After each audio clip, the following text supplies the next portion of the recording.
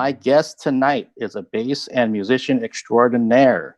If you caught his Under the Hood in July, which I did, you got a small taste of his musical brilliance. Please welcome to the Eclectic Arts virtual studio, Mr. Gordon Bash. Hello. Hey, Mark. Thanks for Hey, having me. thanks for taking the time to do the interview. I'm really looking forward to it. Me too. This is a trip to be on the other side.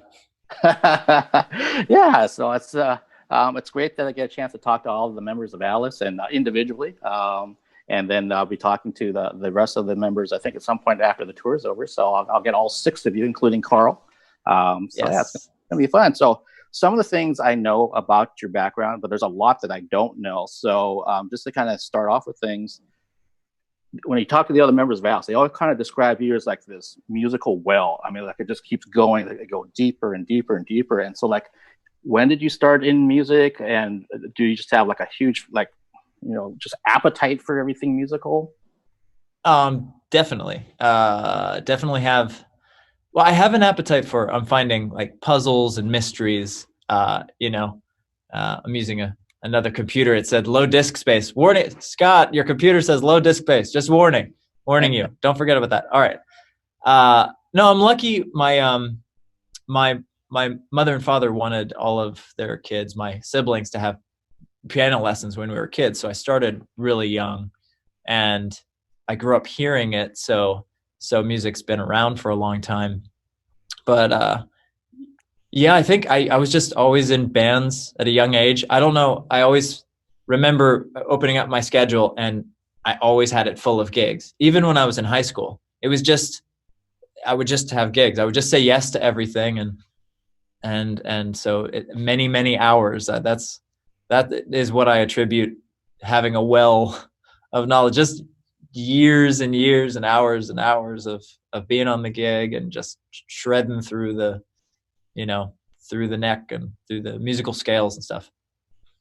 Okay, so since you were taking lessons on piano when you were very young, like you just said, does that mean that did you continue that to other instruments in terms of like, did you take lessons, or you already had a foundation, so you already kind of knew what to do? Well, yeah. The foundation, you kind of hit on the key. Piano is really good foundational instrument, but I always figured that you can learn musicality, you can learn to read, you can learn, actual technique on the instrument.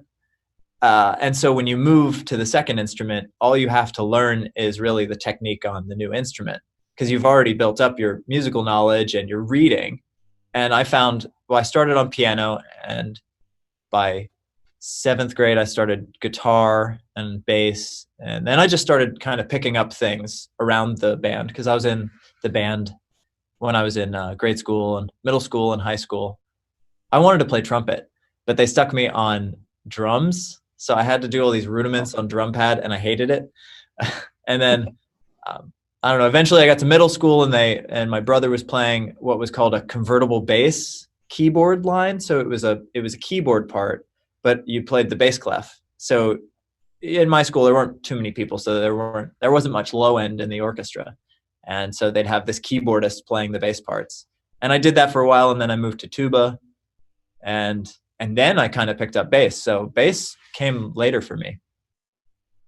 But when I got there, it was like, I am a bass player. I kind of figured that out. Okay, it's interesting. Is there, just off the top of my head, is there an instrument out there that you would like to tackle that you haven't really touched? That I haven't touched. That's interesting. I think that the instruments I haven't touched for a reason, because I don't want to tackle them. Because it's like the double reeds, the oboes, and that. No, that's no, too far. I've dabbled around with clarinet a bit, and I played a little bit of trumpet here and there. I love it all, but I have a hard time finding the time to put in the regular practice. So that's Okay. like anything else, you got to be able to sit down and put in your 10,000 hours or whatever. And Hmm. I've had the chance to do that on bass on gigs, but I don't have too much free time these days to casually pick up a new instrument. Okay, and then so when you're in all these different types of bands in high school, were you doing any singing at that time too? Not so much. I did record when I was that young. I had like two tape decks and a microphone, and I'd go shuffle the cassette back and record the second layer and so forth. But my singing was terrible, terrible back then. It wasn't until I moved out to LA and started working at the Dresden Room with Marty and Elaine playing bass that Elaine, the piano player, started teaching me how to sing more properly. And Tosh and I actually met when I went to Musicians Institute for a brief second in Hollywood, and I studied with a vocal teacher there by the name of Kareen Sheehan, and she's the one who really cracked me open and really started getting me singing. But it took me a long time. I didn't really discover I had a tenorish, the high part of the voice until well into my 20s. Oh, interesting. That's really interesting to me. And you mentioned also that like you started off on drums or a drum, if doing rudiments on a drum pad and that kind of thing. Have you come back to the drums at all? Do you have a different viewpoint on them now as an adult? Yeah, well, my best friend in high school was a drummer, so I learned a little bit of drums from him, and then I think that love of drummers being in the rhythm section just kind of passed the whole way because, down the road, I mean, Steve and I became immediate friends when we met on the Android Lust. We call it the Mandroid Lust is Obsolete tour. When we were touring with Mankind is Obsolete and Android Lust, we met Steve. When we started Alice, believe it or not, I don't know if Tosh has told this story, but we didn't have drums. We were an offshoot of Mankind is Obsolete. And for the first, year of writing new stuff, I sat at the drum set and I played kick drum and hi-hat with my feet, and I played the bass and sang. And that kind of, I don't know, I feel like it conditioned me to sort of approach playing drums from that kind of position up. So I'll sometimes track drums on demos, but that's about the extent of it. I love doing backup percussion. I love doing shakers and tambourines and stuff like that. But I would love to be a drummer. There's definitely a part of me that, I'm in that drum world, but I feel like whatever wiring I have in my head makes me just a good bass player, sort of transition between instruments. Okay, all right. Yeah, my older brother played drums, so I'd be hearing him in the house the whole time while I was learning guitar. So then, of course, I go ask. Well, I didn't really ask. I would just go down to his drum kit and start bashing the crap out of it until he got pissed at me. And then said, "Well, if you're going to do that, let me just show you some things so you can be musical." Said, "Okay." And then my mom actually had a bass, so both he and my brother and I were trying to learn her bass because she never really plunked around on it. So I understand the whole thing of the bass and the drum, especially in terms of the rhythm section. And in high school, I played bass because I had access to a bass, even though I was a guitar player. So anytime someone say, "Hey, we need a bass player," well, Mark's got one, so maybe he'll do it. I didn't come to appreciate the bass till college, when I really understood what its role can be and what it could be, and that kind of thing. And it's an amazing instrument. I love it.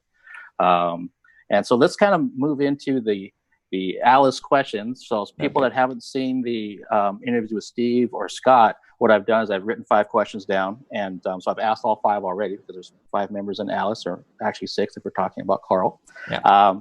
But I'm going to pick 3 of these to ask Gordon right now, and we'll kind of see what he has to say. So what am I feeling like here? Let's go with this one to start off with. Okay. How have your own personal life experiences from childhood to adulthood impacted your work in Alice over the years? Well, I think the biggest part of my contribution to Alice, beyond being a member and playing music, is like the sound. I do the sound, and I mentioned the 2 tape decks and the microphone. At a really early age, I was figuring out how to take an adapter and plug it from this thing into this thing, and then I can put it into that, and then I can get it into those speakers. Like, I was doing that. I was learning to mess with that at a very young age. So I never ever went to any kind. I never did any schooling for sound, or I never did any courses on digital audio workstations or editing or any of that. I just kind of picked it up, and being on the road with Mankind is Obsolete and with Alice and everything we've built sonically, I've learned on the road. every club you go into, you see some crazy arrangement of wires. It's different everywhere. And so I have this, I really feel like that love of sound. I don't know. It's not even necessarily love of I was thinking about this the other day. Some people might love a lyric or a chord. I kind of love the sound of things when they come together. If a kick drum has just a beautiful low end and high end and the bass fills in, like things that sound beautiful, just sonically, like to the ear, like almost like smells. It's not what you're smelling, but the smell is pleasant, and the sound is just a beautiful thing. I think I was always attracted to sort of how things change when you record them, and wow, that sounds neat, and that sounds thin, and that sounds big, and all those esoteric subjective terms that are used bandied about to try to explain music. So I think that's been my biggest growth, my biggest contribution. We've been trying to communicate our music, and it's hard to take electronic music and make it real because you're limited by power and speakers, and it all comes into play. So we've really all grown a lot, and I've grown sonically, and now I feel like I'm at that point where I'm doing a lot of work with mixing and mastering and live sound and so forth. So it's just fun. It's a great puzzle. I love sound. Awesome. And yeah, and that kind of makes sense. We were talking about this, pre-show when I met you 3 years ago, that you're telling me about, a historical book that you were reading. And it kind of makes sense that it seems like you're kind of wired that way, that you're almost like naturally curious about things. And when this happens with this, then you kind of either look at it because you want to think, well, what about if we did this to it? Or why did you do this to it? And then you start kind of, going off on your tangent. And that's really awesome. Yeah, I think you said why. That's the thing that drives me. I think I remember a bass teacher when I was in college at North Texas studying jazz. The teacher said, he said you can play any note you want, but have a reason. Because if you're trying to figure out how to play the instrument, you say, well, what does this note sound like in this chord? And you try it, and if you try it and you like it, then you go, okay, that's cool. And if you try it and you don't like it, well, now you know not to go there. But have a reason. And sometimes why not is a great reason, but have a reason for every note. Interesting. I love that. I love the fact that you brought that up, because for me, at least from the interview side, then it goes back to, for me, intention about what you're doing. And it could be something really small, but have a reason. Why am I asking these questions of this particular guest, or why did I steer the interview this direction? It's because there's something behind it of why I did it. It's not just arbitrary. It's like, no, I want to see what happens when I do this. And if I don't like it, it's like, okay, don't do that again. Like with, Sasha or Tosh or Carl or something, and make perfect sense. And so if one thing, let's see, well, let's actually go to question 2. I want to make sure I don't run out of time. Let's see. Okay. So everyone knows Alice is do-it-yourself. You just described doing the audio, and obviously everyone's got their niches and things kind of crisscross at times. Very collective oriented. What aspect of the band's endeavors do you enjoy the most? And you can't say everything. Oh, I enjoy. I definitely enjoy all the slinging together of gear and making a crazy spaceship that has sound coming out from different things. I don't know. I just love getting the perfect sound. That's fun. Coiling cables. It's fun. I'm weird. I like the relaxation of the beauty of a perfectly wound cable, or something like that. So I do miss the loading. I know this sounds funny, but like the tour is a lot of things. Actual tour is a lot of things, and it's putting the equipment in and out of the van. And so physical Tetris is super fun. I love the puzzle of trying to. It's kind of like sound. Now that I think about it, you're really the sound. We're all equal. We all have the same amount of space, and you're trying to fit all the stuff into that one space. So a singer with a guitar is less. It's just 2 things, so it can really fill out that space. But when you have a whole band, it's the same number of people in the same amount of space. So we all have the same amount of space in the van, and you got to fit in all that gear, and it's a similar puzzle. And I always loved that puzzle. So I've been missing that this tour. But having all the equipment set up and ready to go, I think I'd take that over.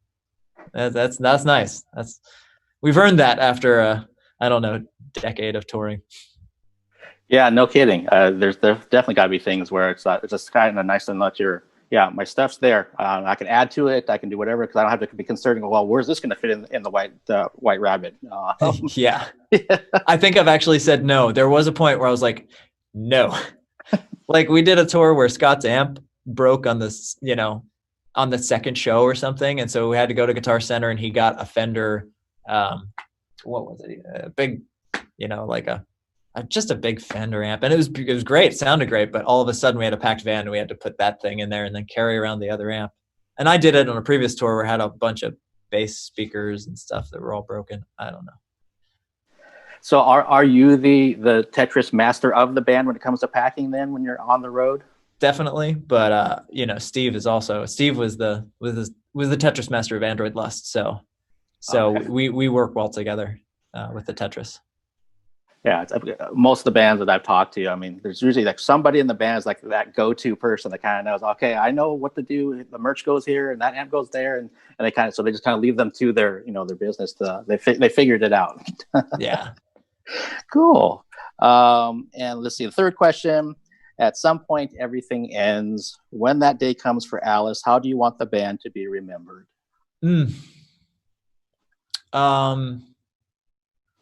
Wow. Just like I would like the band to be remembered as really going places musically. I feel like we're so diverse. I think what made us what was really challenging when we first started was we had Mankind is Obsolete, and then we had Alice, and then I had my bash rock stuff, and we did the Alice Underground, and we were like trying to do them as 4 separate bands because that's how you had to do it.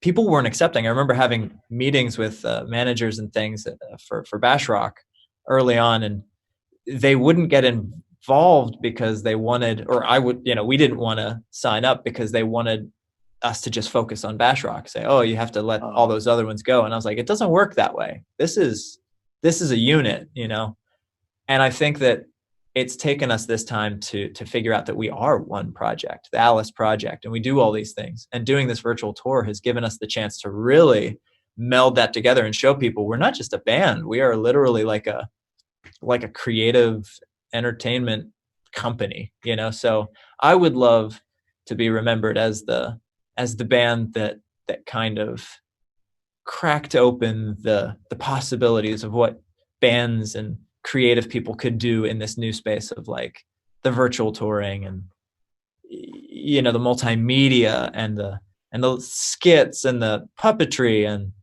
the variety and just, I mean, I think I love the fact that we're so varied when most of my life being in the industry has all been, they always try to be focused. They try to focus you down. You have to have a very specific brand, and these things are very important, but it doesn't have to be to the detriment of a really broad, expression of music. So I would love to just be remembered as that group that really just went everywhere, from orchestra and opera to classical to punk rock. Yeah. That was incredibly well said. I mean, when you're talking about that, how this virtual tour has really kind of reemphasized that point that you are this force. Basically, it's not this project. It's kind of like they all fit under this umbrella.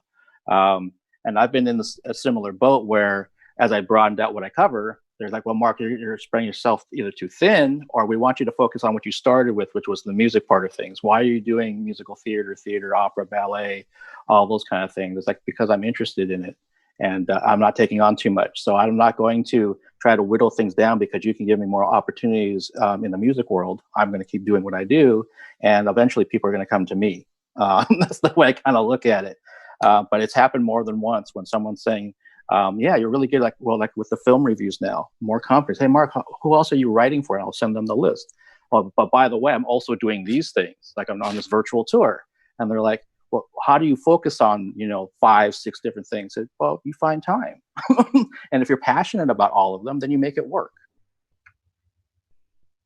Exactly. Yeah, you just make it work. I mean, it has to work. You squeeze it all in, and we have. I mean, I learned through this COVID period when everything shut down, and my steady gig of gosh, what was it? What is it? 2020. My steady jazz gig of 15 years, where I was playing more, 5 nights a week and booking 7 nights a week, was shut down. So that was a big shift, and I moved into a temporary kind of a job to pay the bills and so forth, and Sure. that was great because I met all these great new people. But I realized for that 3 months, I was like, wow, I really don't feel like myself. And then when the gigs started coming back and I started playing music again, it was like, oh, right. So easy to take for granted so much when you're so close to it and you're so familiar and you're just in the routine of it. So, we can focus on many things. Yeah, I love that you say you just have to be passionate about it. It's easy when you're passionate. The discipline is the hard part. Yeah, very true. As I was talking about that and listening to what you just said, I see this list of films that I'm supposed to review. And I'm looking at due dates. And I'm like, oh, yeah, my discipline's kind of lacking because some of those are due real soon. So I have to get cracking on that. We've got about 6 minutes or so left with our interview before we move on to the rest of the program tonight. What's something, I mean, again, you've been in the industry for a long period of time. You've been touring everywhere with all kinds of different bands and just all kinds of different things. Um, what kind of, what kind of advice would you give someone like an established touring musician that's maybe been touring for like, I don't know, let's say 5 years? What kind of advice would you give them that maybe you wish someone had given you when you started off after about 5 years? 5 years of touring, Yeah. like the kind of advice of how do I sustain this, or like let me think about that. Yeah, After or if 5 years, so if you came across something that you wish, oh man, this would have been so much easier if I had figured something out, or someone had told me, this is a better way to do it. um I would never want to take away the suffering and experience in someone. You can't really make up for that. People have to fall down and hurt themselves. You have to lose before you can realize what you've lost. So maybe I would just say to someone, well, be patient. I mean, just try to be healthy. Especially touring, you have to be able to feed your soul too. So, well, good pair of shoes. These sound like now Sasha things. Like, what do you need when you go on tour? Like, what advice? Definitely get a great pair of shoes, awesome bags that can fit all the little small things. Definitely we've learned how to travel with less stuff. I love touring for learning how to minimize. So, where you're hearing protection, get used to that. Actually, like, make it a part. You wouldn't ride a well, unless you live in like Salt Lake City or something. But when you have a motorcycle helmet, get used to how it sounds with the helmet on. Don't get used to life without the protective gear. Just get used to it with the protective gear. You'll live longer. You'll hear longer. Let's see. Yeah, no, that's true. I didn't start wearing hearing protection in terms of just going to concerts until like 1986, and I started going to shows in '79. So I know I've lost some hearing during that short span of time, just because it's felt good and sounded good at the time, and then you wake up in the next morning, you hear this buzz. It's like, okay, that's not good. And obviously, if you're playing music for a living, then yeah, you need to protect your hearing. I sometimes have different earbuds that or things that change the sound.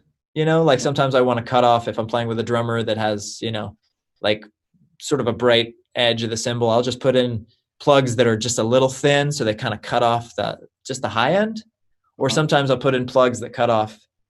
It's like, oh, that band is kind of mid heavy. Let me get my mid heavy buds. Sometimes helps. Yeah, no, that makes sense. Adjust to what works best for you when what you want to hear or don't hear, depending, for sure. What's something, and I know like depending on who's in the, oh, we got a lot of people watching right now. There's a lot of Oh, obviously hardcore Alice fans well, who know a lot about you guys, depending on how far back they go, if it's Mankind is Obsolete or just if they knew you personally, like in Tony's case. What's something that most of us probably don't know about you? I can't think of anything other than an Eagle Scout.